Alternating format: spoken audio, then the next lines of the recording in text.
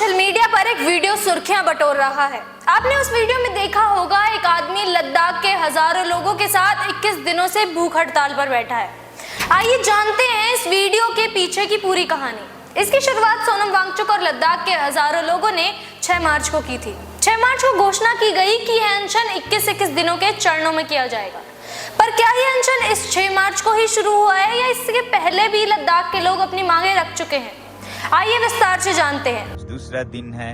This is the beginning of the third day of our climate fast. मेरा चौथा दिन शुरू हो रहा है। 21st day of this is my 20th day of hunger fast on water and salt. आपको बता दें, ये अनशन और आंदोलन पहले भी लद्दाख में हो चुके हैं। इसकी शुरुआत अगस्त 2020 में हुई और लद्दाख के लोगों ने अपनी डिमांड रखी।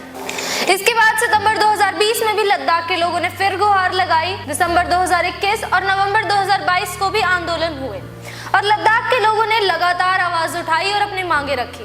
लोग इस -12 डिग्री की कड़कड़ाती ठंड में कैसे आंदोलन कर रहे हैं, देखिए। You can see the frost on my sleeping bag. Flower pot here is completely frozen, solid, the water here, and so are the flowers and leaves. 50 people who are also sleeping in the open. इतनी कड़कड़ाती ठंड में भी लोग 15 दिन से क्यों अनशन कर रहे हैं, आइए जानते हैं।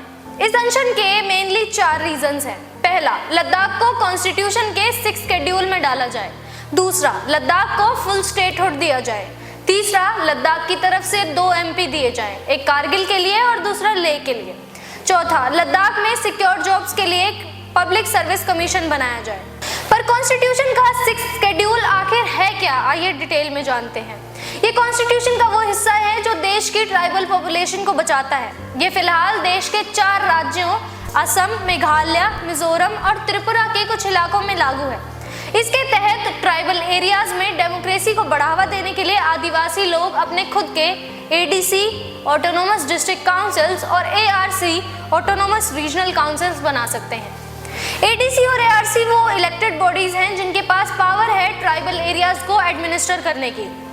इनके पास कानून बनाने, विभिन्न विधायी विषयों पर संभावना, विकास, स्वास्थ्य देखभाल, शिक्षा के लिए योजनाओं की लागत को पूरा करने के लिए भारत की संचित निधि से सहायता अनुदान प्राप्त करने की वास्तविक शक्ति है। ADC और ARC के पास उस क्षेत्र में व्यापार या उद्योग होगा या नहीं, उसकी भी पावर होती है। पर आखिर लद्दाख के लोग 6 शेड्यूल क्यों डिमांड कर रहे हैं?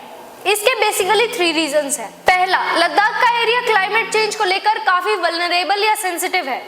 अगर लद्दाख में रिसोर्सेज एक्सप्लॉइट हुए तो लद्दाख के लिए बहुत बड़ा खतरा है, जिससे natural disasters, flash floods, landslides की संख्या बढ़ सकती है। दूसरा, लद्दाख की 97% पॉपुलेशन शेड्यूल्ड ट्राइब्स की कैटेगरी में आती है। NCST के अनुसार शेड्यूल्ड ट्राइब्स की पॉपुलेशन में 66.8% है, वहीं कारगिल में 83.49% है, वहीं कुछ एरियाज में 99.16% भी है।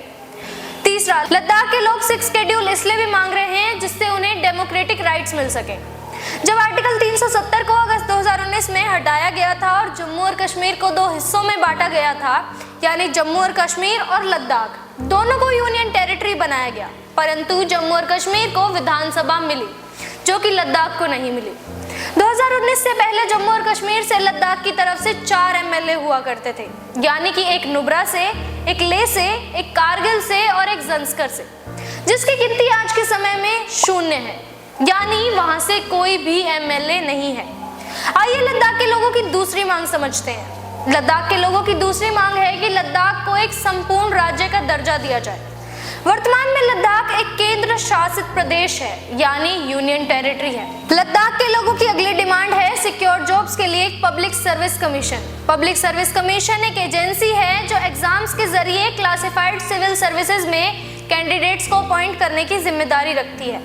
पब्लिक सर्विस कमीशन सरकार या स्टेट गवर्नमेंट द्वारा नियंत्रित होती है। भारत में हर राज्य के लिए एक पब्लिक सर्विस कमीशन होता है। पब्लिक सर्विस कमीशन का मुख्य उद्देश्य सरकारी कार्यालयों को सही मानव संसाधन से संपन्न करना होता है, यानी सरकारी कार्यालयों में सही ह्यूमन रिसोर्सेज प्रोवाइड करना होता है। लद्दाख में पब्लिक सर्विस कमीशन एस्टेब्लिश होने से लोगों को सिक्योर जॉब्स मिलेंगी और लद्दाख में एम्प्लॉयमेंट बढ़ेगा, और अगर एम्प्लॉयमेंट बढ़ेगा तो लद्दाख की इकोनॉमी भी बढ़ेगी। आइए जानते हैं आखिर ये अनशन शुरू करने वाले सोनम वांगचुक कौन है। आपको बता दें कि सोनम वांगचुक वही इंसान है जिनसे इंस्पायर होके 3 इडियट फिल्म में रैंचो का कैरेक्टर डिजाइन किया गया था।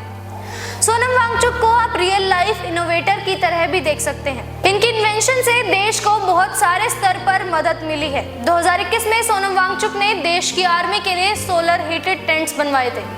इसके अलावा आपको बता दें इन्होंने ही आइस स्टूपा का कॉन्सेप्ट भी शुरू किया था। सोनम वांगचुक की मांगे साफ हैं कि लद्दाख को फुल स्टेट का दर्जा मिलना चाहिए और लद्दाख को 6 शेड्यूल में डाला जाना चाहिए।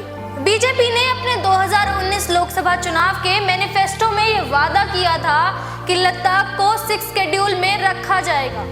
अगर लद्दाख को 6 शेड्यूल में नहीं डाला तो वहाँ माइनिंग होगी, फैक्ट्रियां लगेंगी, जिसकी वजह से लद्दाख की खूबसूरती छिन जाएगी। और जिन लोगों ने लद्दाख को प्रिजर्व करके रखा है वो अपने वाइल्ड लाइफ और उसकी खूबसूरती को बचा नहीं पाएंगे। सोनम वांगचुक ने ऐलान कर दिया है कि वो तब तक अनशन से नहीं उठेंगे जब तक सरकार उनकी मांगे पूरी नहीं कर देती या फिर इस अनशन में उनकी जान नहीं चली जाती। अब आपकी इस खबर पर क्या राय है हमें कमेंट सेक्शन में जरूर बताइएगा। तब तक के लिए मैं इशिका, कैमरा पर्सन ज्ञानेंद्र के साथ वी युवा।